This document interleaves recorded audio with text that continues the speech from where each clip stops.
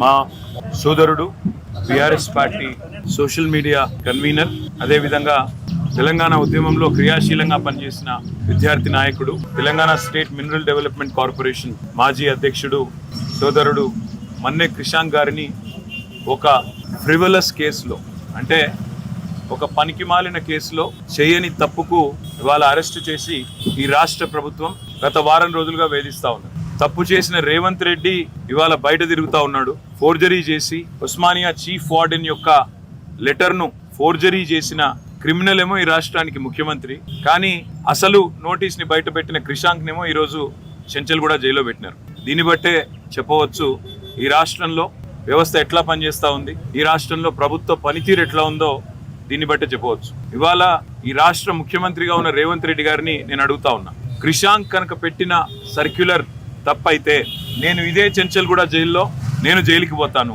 ఒకవేళ నువ్వు పెట్టిన సర్క్యులర్ ఫేక్ అని మేము రుజువు చేస్తే నువ్వు జైల్లో కూర్చుంటావా అని చెప్పి నేను రేవంత్ రెడ్డిని అడుగుతా ఉన్నా. సిగ్గు లేకుండా చేసింది ఒక వెధవ పని, మళ్ళా మీదుగా ఇవాళ మా సోదరుణ్ణి జైల్లో పెట్టి ఈ రకంగా ఇబ్బంది పెట్టడం, ఈ రకంగా కావాలని ప్రభుత్వంలో ఉన్నానని చెప్పి అధికార మదంతో అధికార యంత్రాంగాన్ని అడ్డం పెట్టుకునేదైతే చిల్లర రాజకీయం చేస్తున్నాడు రేవంత్ రెడ్డి.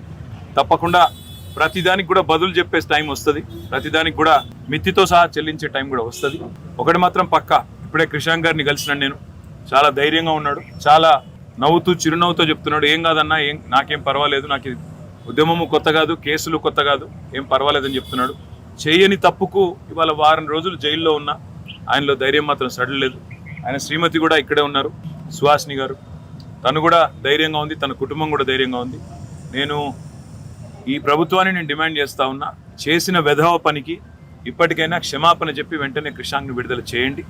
లేదా నిజంగానే రేవంత్ రెడ్డి నీకు దమ్ముంటే నువ్వు ముందుకు రా, ఎక్స్పర్ట్స్ ముందు పెట్టు, నువ్వు పెట్టిన సర్క్యులర్ పెట్టు, క్రిషాంక్ పెట్టిన సర్క్యులర్ పెడదాం, ఏది ఒరిజినల్లో తెలుద్దాం, ఏది డూప్లికేట్, ఏది ఫోర్జరీ తెలుద్దాం.